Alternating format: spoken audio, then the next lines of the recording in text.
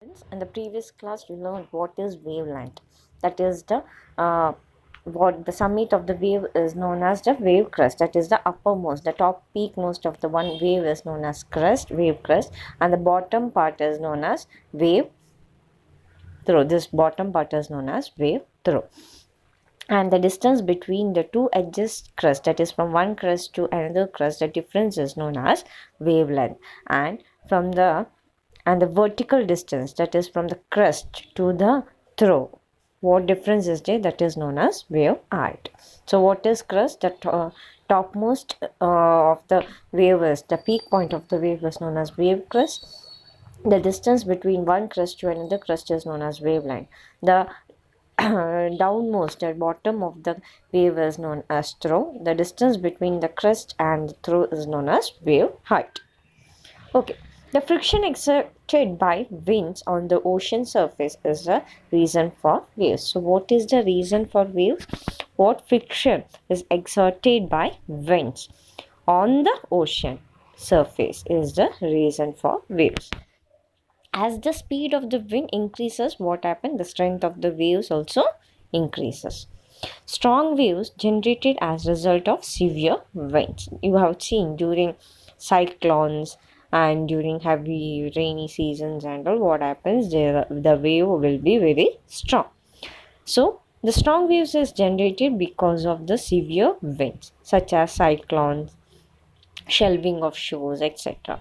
Cyclones will causes the shelving of shores. You might have read the news in dailies regarding the sea surges during the southwest monsoon season, isn't it? During monsoon season, what happens? Sea will surges. That means it will come front like this. The pictures given here because of this strong wind. So why they are building this rock to control those or to face those strong winds or to prevent from those strong winds. These sea surges cause severe damage along the shores. Some measures are taken to prevent damage and to protect the lives of people living in the coastal areas. What are those preventions? Depositing boulders along the seashore. You can see what kind of depositing boulders near the seashore. Then construction of interlocking concrete structures, that is known as pulley mortar. Concrete structures are built to face those strong waves. Planting of mangroves.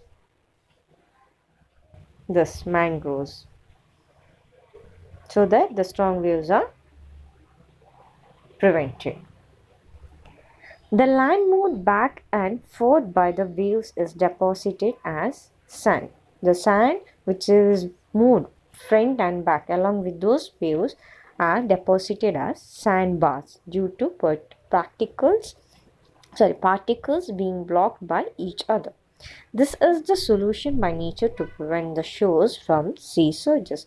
See, here even the ocean also taking some prevention. How? That is nature also taking some prevention, that is by depositing those sand in the shore places.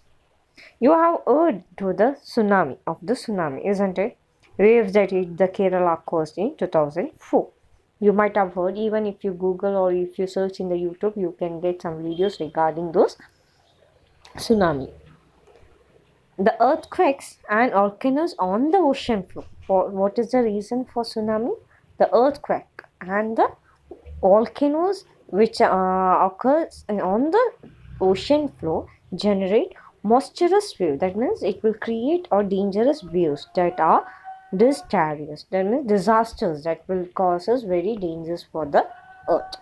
Such sea waves are known as seismic sea waves or tsunami waves.